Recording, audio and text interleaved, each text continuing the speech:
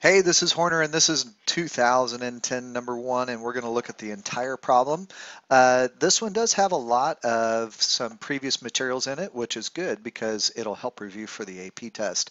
So for the first thing that they want us to do is we've got this block which is pushed against the spring. The block then comes out and hits another block, which then makes the block fall down to the floor here.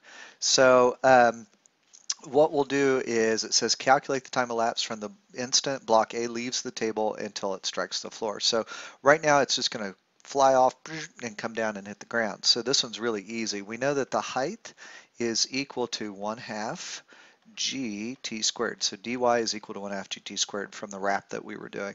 So our time here is just equal to the square root of 2 times the height all over gravity.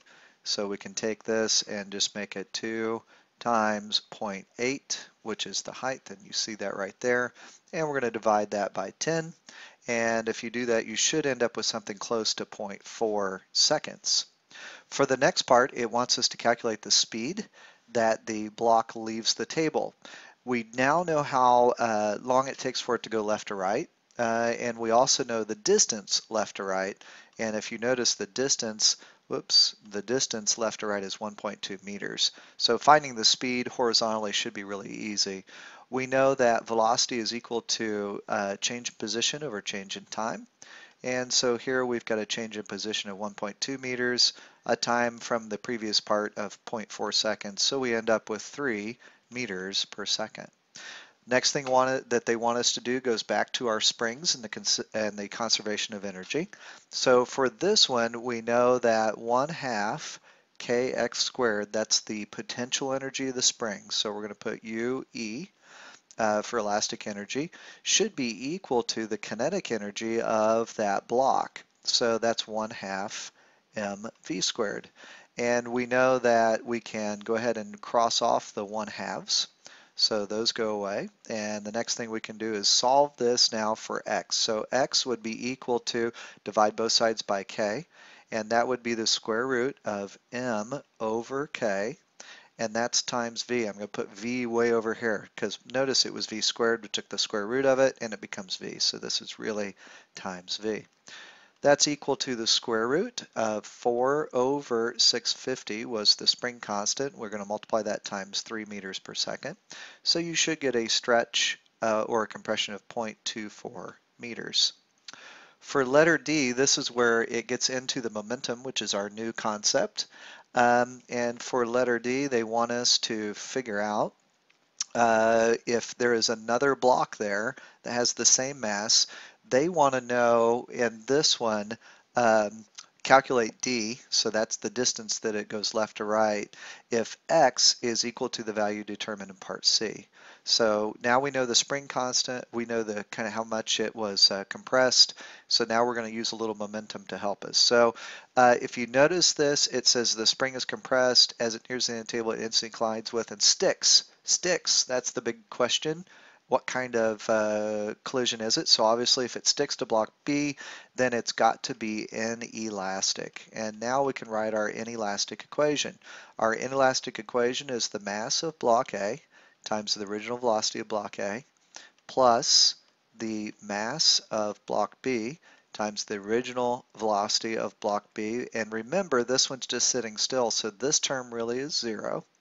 That's equal to, now we have both of them together, MA plus MB, and we're going to multiply that times the final speed of both together.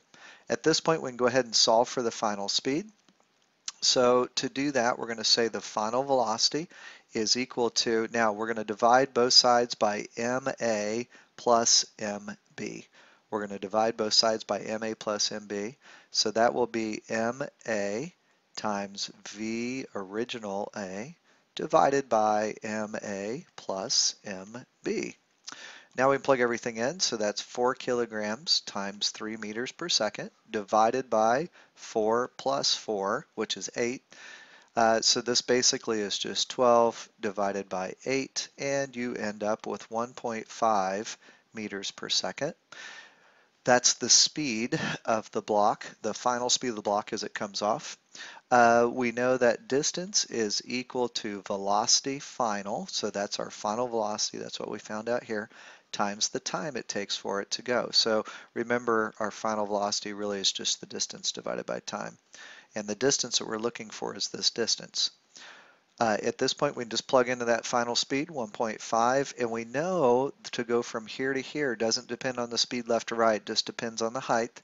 And we found out that that time was 0.4 seconds in one of the previous parts of the problem. So we're going to plug in 0.4, and then when we do our math, we're going to end up with 0.6 meters. And that would be our distance d in the x direction. Finally, the last part, this one's pretty easy because of what we've been reviewing. It says, consider the system consisting of the spring, the blocks, and the table. How does the mechanical energy of the system just before compare to the total mechanical after? And remember that energy was conserved in elastic, but in inelastic collisions, it's not conserved. And so that's your justification for your answer. You already know it before you've even answered the question. And at this point, we know that the energy we end up with has got to be less than the energy we started with.